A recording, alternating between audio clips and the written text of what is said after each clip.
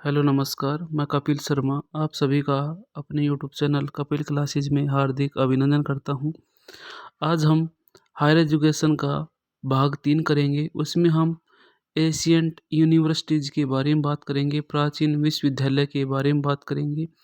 कल हमने किसके बारे में बात की थी? कल हमने एशियंट एजुकेशन के बारे में बात की थी, प्राचीन शिक्षा पद्धति के बारे में बात की थी। कल हमने वेद, वेदांग, उपनिषद इस जैसे टॉपिक्स हमें पढ़े थे।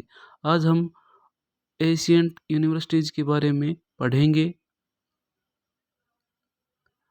पहला कौन सा आता है? तक्षशिला विश्वविद्यालय आता है। कौन सा आता है? तक्षशिला विश्वविद्यालय आता है।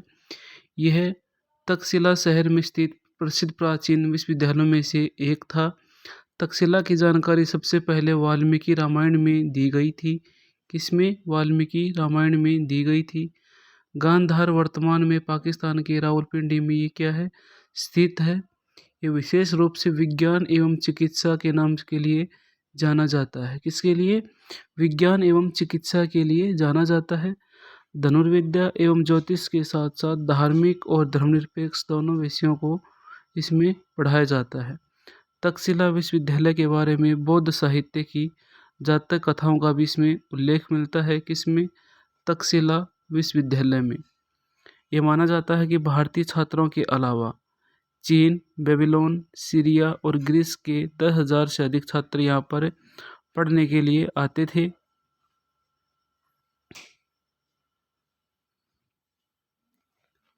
यहाँ प्रमुख हस्तियों ने भी अपना क्या किया है? अध्ययन किया है। कौन कौन से हैं वो? व्याकरण पाणिनि, चिकित्सक चरक, मौर्य सम्राट चंद्रगुप्त, कौटिल्य। इन्होंने तक्षशिला में अपना अध्ययन किया था, पढ़े थे। दूसरा एशियंट विश्वविद्यालय कौन सा आता है? मिथिला विश्वविद्यालय। मिथिला विश्वविद्यालय ये पूर्व में महानंदा नदी, दक्षिण में गंगा, पश्चिम में गंडकी नदी, उत्तर में हिमालय की तलहटी से घिरा भारतीय उपमहाद्वीप का एक भौगोलिक और सांस्कृतिक क्षेत्र है। इसमें बिहार और झारखंड का कुछ भाग एवं नेपाल के पूर्वी तराई का कुछ भाग शामिल है। किसमें? मिथिला में। जो हिंदी साहित्य के विद्यापति भी वहीं से ही बिलोंग करते हैं। विश्वविद्यालय द्वारा साहित्य और ललित कला, विज्ञान विषय, वेद, न्याय शास्त्र सहित अन्य शास्त्रों को भी पढ़ाया जाता है।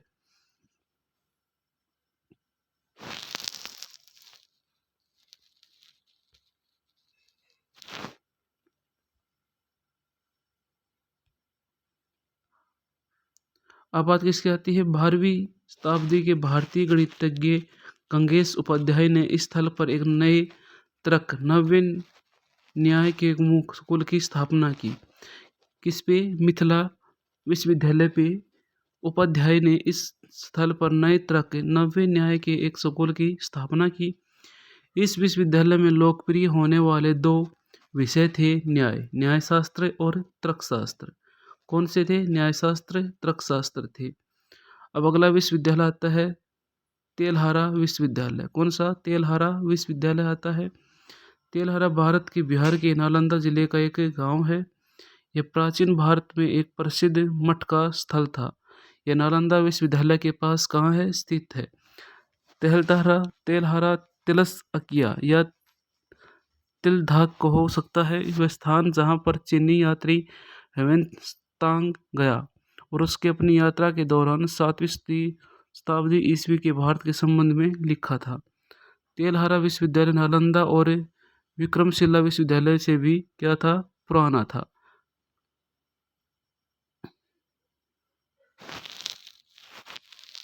अगला विश्वविद्यालय कौन सा आता है? शारदा पीठ मंदिर विश्वविद्यालय आता है। यह एक सांस्कृतिक स्थल है, पाक अधिकृत कश्मीर क्षेत्र में स्थित प्राचीन मंदिर है जहाँ पर विद्या दी जाती थी। ऐसा माना जाता है कि ये सम्राट अशोक के शासनकाल के दौरान 237 ईसा पूर्व में स्थापित किया गया था। कुछ लेखों में कहा गया है कि यह बौद्ध धर्म के धार्मिक और राजनीतिक वर्चस्व के लिए इसको स्थापित किया था, डेवलप किया गया था। पाणिनि और अन्य व्याकरण लेखकों द्वारा लिखे गए ग्रंथों को इस स्थान पर संग्रहित किया गया था, इसलिए इसे वैदिक शास्त्रों और टिप्पणियों के उच्च शिक्षा प्रमुख केंद्रों में से एक माना जाता है। इस विश्वविद्यालय में प्रमुख प्राचीन विद्वान अध्ययनरत थे। कौन कौन से? कल्हण, एक इतिहासकार जिन्होंने राजतरंगिणी की रचना की।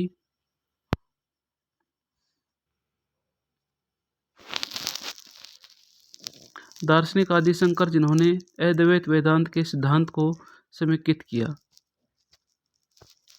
कुमारजीव एक बौद्ध विद्वान और अनुवादक थे। शिक्षा मुक्त प्रदान की जाती थी। महायान बौद्ध धर्म वेद, तर्क, संस्कृत, व्याकरण विषयों को लेकर चिकित्सा, संख्या और अधिक विषयों तक यहाँ पढ़ाए जाते थे। बख्तियार खिलजी ने 1193 ईस्वी में नालंदा विश्वविद्यालय को क्या कर दिया? नष्ट कर दिया। अगला कौन सा है? वल्लभी विश्वविद्यालय। ये बौद्ध शिक्षा का एक महत्वपूर्ण केंद्र था। ये 600 से 1200 सीई सेंचुरी के बीच हीनयान बौद्ध धर्म के कारण यह डेवलप हुआ था, विकसित हुआ था।